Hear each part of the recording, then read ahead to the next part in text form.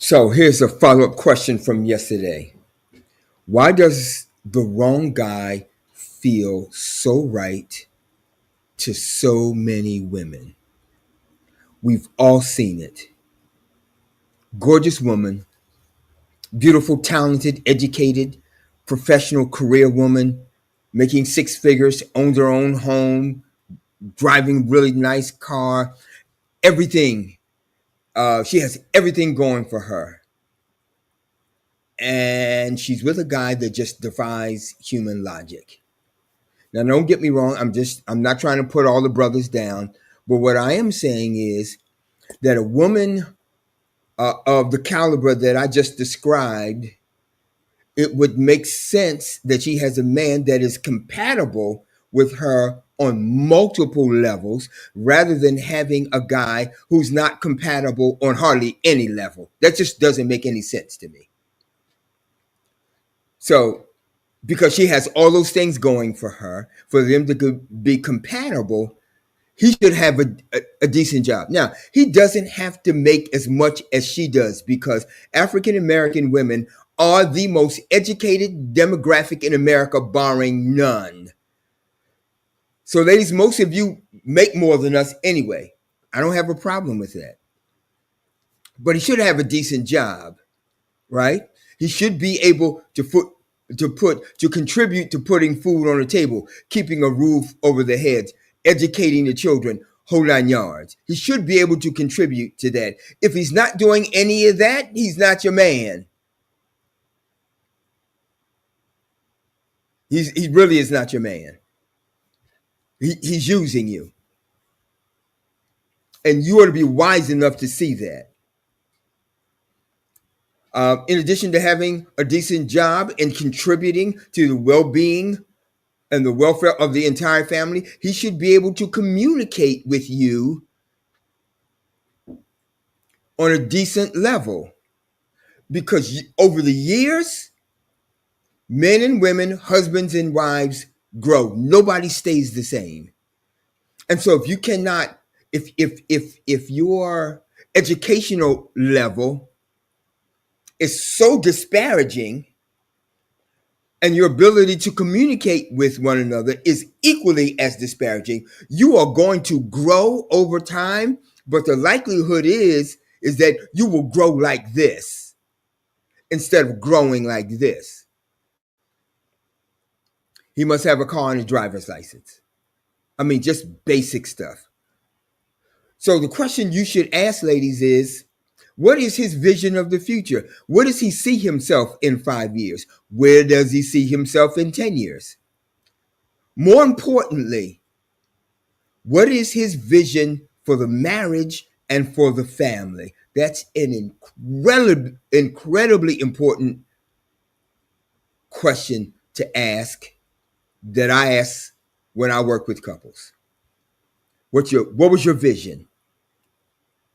When you walked down the aisle, you stood before the preacher, you stood before God and all of the witnesses on both sides of the family. I asked the God, what was your vision? Because he drives the vision, or at least he should. Bottom line, here's what it is. They should have a number of things in common. They should be on the same page with a number of things. Now, I have 3 daughters, and here's what I teach my girls relative to the type of men they should be interested in, they should be dating, that they should be men that they should be spending time with. I explain that they should date guys on their level and above. If not, they open themselves up to any number of problems. And there are so many incredible women out here that are being taken advantage of by guys. And for some reason, they just don't see it. I've seen hardworking women with guys, and I scratch my head because before long, he's driving her car and she's catching a bus or catching rides to and fro.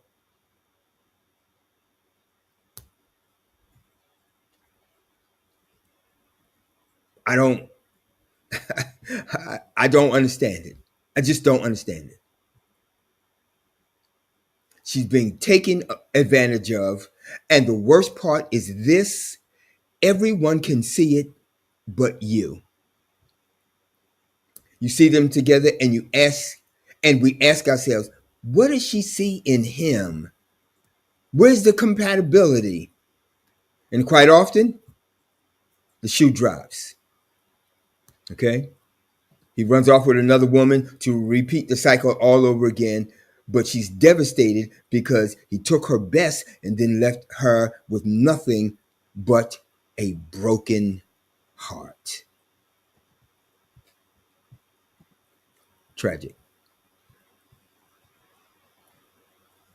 Hi, I am Pastor Frank E. Leggett III, and I want to welcome you to this,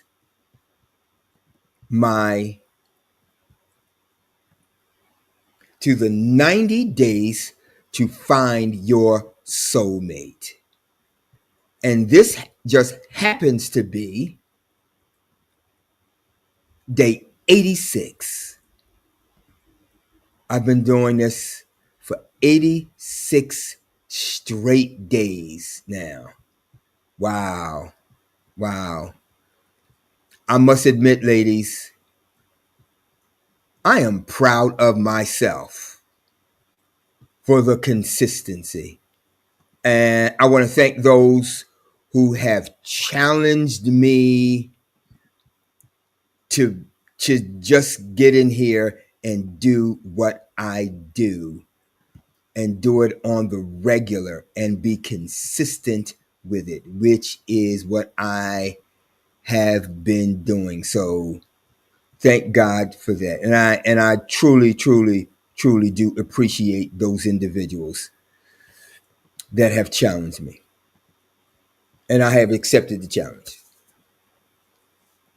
So now, why does this phenomenon happen with women so often?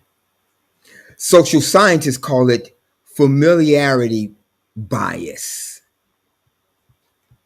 Familiarity bias. And so, and if I haven't explained it before, let me say it now. I'm asking why the wrong guy feels so right. Social scientists have a reason for it. And let me share this with you. Let me share this. If you grow up around inconsistent love, your brain may confuse inconsistency with excitement. And familiarity doesn't mean healthy. So if you're from a broken home and he's from a broken home, that feels familiar. And somehow that creates an excitement. Wrong kind of excitement, but an excitement nevertheless. All right? It looks familiar. You're from broken homes. It looks familiar. It sounds familiar. Unfortunately, it's what you're accustomed to. It's what you're familiar with. It's your comfort zone, unfortunately. So what do you do about it, ladies? That is the $64,000 question. So there must be a shift in your thinking. And let me share with you 3 areas where you can shift your thinking to break this cycle. So you can shift from does he want me to do I want him? Because I want you to know that you are the chooser. Because you should be the one being pursued and not the pursuer. All right? When he's pursuing you, you are the chooser. You get to determine whether you want to be in that relationship or not. Here's another one that you can shift from chemistry first to character first. All right? Chemistry without character leaves you with nothing. You want a man with character, and then look for the chemistry. Because consistency is greater than the butterflies that you often feel. Here's another one. I hope he changes. You need to shift from I hope he changes to, look, I believe him the first time. He is what he is. It is what it is. Okay? That is shifting your thinking so that you can break that cycle, that repetitive cycle, that cycle of recidivism. All right? You need to break that cycle. And so let me say this. To break the cycle of incompatibility, you must want to. And you can if you so desire. And so I'm asking that if you're interested, if you'd like to break that cycle, I am recommending that you sign up for my class every Thursday that I conduct. Every single Thursday, I conduct a class for women. And in this class, I'm going to teach you how to attract a man on your level. I'm going to teach you how to attract the man of your dreams, a man that will complement you, a man where you will be on the same page with. All right? And all you have to do is go right here and register. And I'll be notified that you have registered. I'll send you a Zoom link. We're going to meet tomorrow at 6 p.m. We meet every Thursday at 6 p.m. Come join. Break that cycle of repetition and recidivism, of being with the wrong guy. Learn how to draw and attract the right guy. I'm more than happy to help you with that. I've helped scores of women to do just that. I'm more than willing to help you do likewise. So, ladies, if you enjoyed this content, please like, subscribe, hit the notification button that as soon as I post a video, you will be notified. I hope to see you tomorrow at 6 p.m. But at any rate, be blessed, because I will see you tomorrow for day 87. Be blessed. I'll see you then.